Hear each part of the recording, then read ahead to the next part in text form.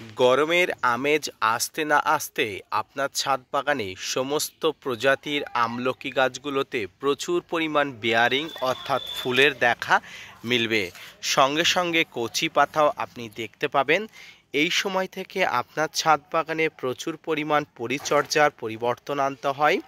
বিশেষ করে খাবার, ফাঙ্গিসাইড, কীটনাশক কীভাবে পরিচর্যা করবেন এবং কীভাবে পরিচর্যা করলে আপনার ছাদ বাগানে থাকা সমস্ত প্রকার আমলকি গাছগুলোতে প্রচুর পরিমাণ ফুল সঙ্গে কচি পাতা আসবে, কীভাবে পরিচর্যা করলে আপনার গাছগুলো এই সিজনে প্রচুর পরিমাণ ফল বা ফুল ধরার জন্য যথেষ্ট শক্তিশালী হয়ে উঠবে, তাই নিয়ে থাকছে আজকের বিস্তারিত আলোচনা।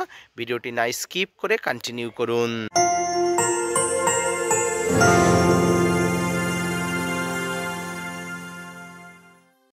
সম্মানীয় দর্শক বন্ধুরা, এই সময় প্রায় ফেব্রুয়ারি মাসের একদম শেষ মুহূর্তে, আর আমার ছাদ বাগানে এই মুহূর্তে থাকা আমলকি গাছের অবস্থাটি আপনারা দেখুন। আমার ছাদ বাগানে ফেব্রুয়ারি মাসে আমলকি গাছের প্রত্যেকটি ডালের অগ্রভাগে মোটামুটি ফুলে ফেঁপে উঠেছে, গাছে কচি পাতা এবং ফুল আনানোর জন্য।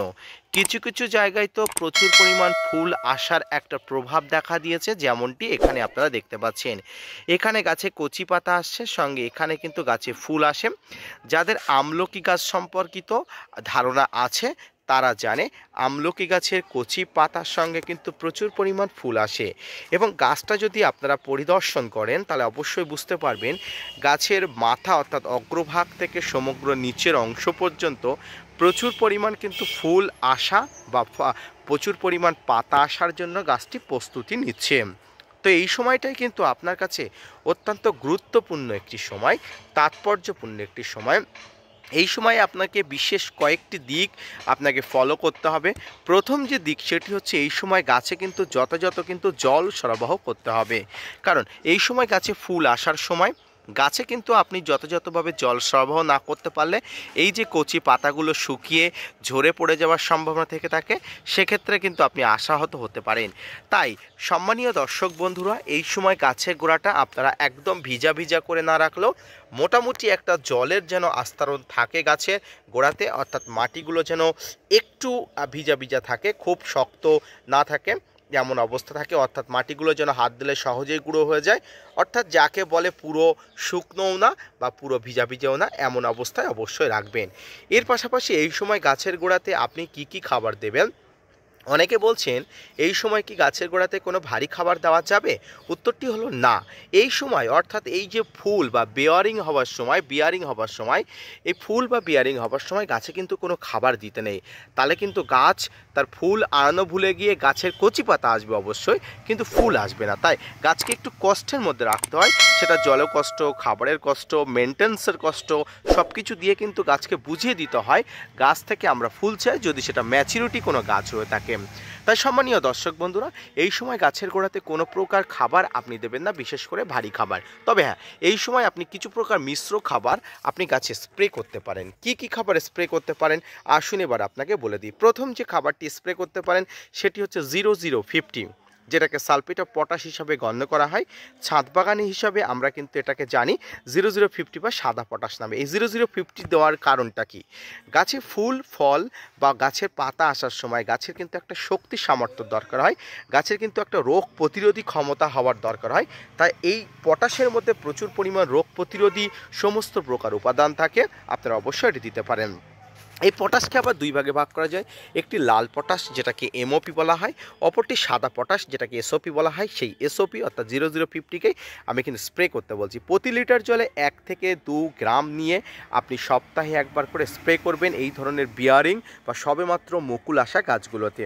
এর পাশাপাশি আপনি এই সময় থেকে গাছে একটা পিজিআর আপনাকে স্প্রে করতে হবে, যদি গাছটি ম্যাচুরিটি গাছ পেয়ে থাকে, অর্থাৎ গাছে যদি ম্যাচুরিটি থাকে পিজিআর স্প্রে করবেন। কি পিজিআর স্প্রে করবেন? আপনি এই সময় প্লানোফিক্স, বুস্টার 2, বাম্পার এই ধরনের পিজিআরগুলো স্প্রে করবেন। প্রত্যেকটি পিজিআর ব্যবহার করার নিয়ম পরিমাণ অবশ্যই আলাদা, আপনারা অবশ্যই দেখে বুঝে পরিমাণ নিয়ে কিন্তু ব্যবহার করবেন। 15 দিনে একবার আপনি অবশ্যই প্রয়োগ করবেন।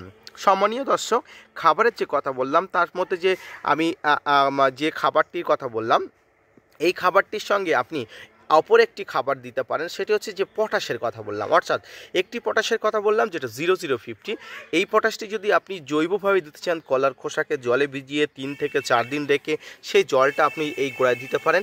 এখানেও কিন্তু প্রচুর সোর্স অফ পটাশ থাকে, এখান থেকেও কিন্তু আপনি পটাশ পেতে পারেন।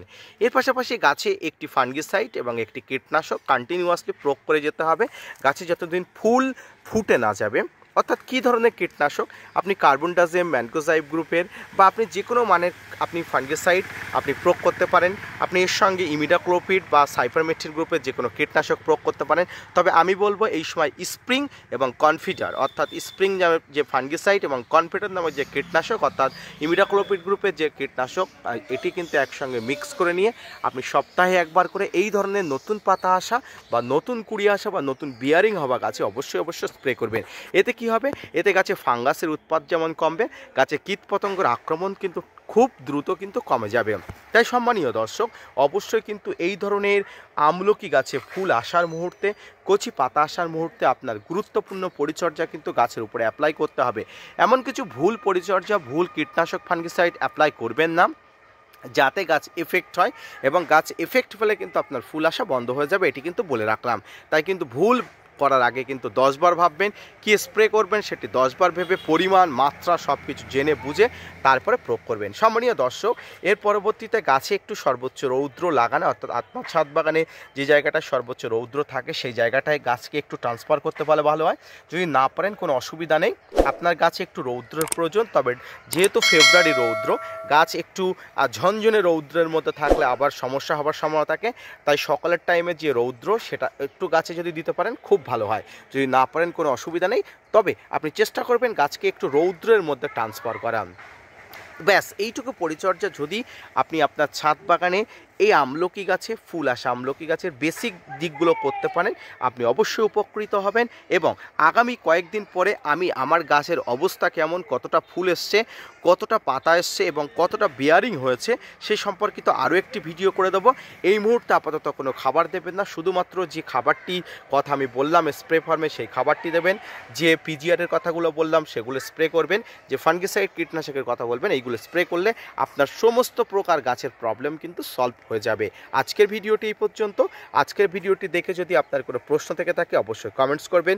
যদি কোনো প্রশ্ন সাজেশান করা থাকে অবশ্যই কমেন্টস করবেন, অবশ্যই সাজেশান করবেন, আমি অবশ্যই উপকৃত হব। এবং ভিডিওটি ভালো লাগলে gardener tips with Kamal YouTube চ্যানেলের সঙ্গে থেকে চ্যানেলটি সাবস্ক্রাইব করে পাশে থাকা বেল আইকনটি বাজিয়ে দেবেন, তাতে সবার আগে আপনার কাছে সমস্ত ধরনের নোটিফিকেশানগুলো চলে যাবে।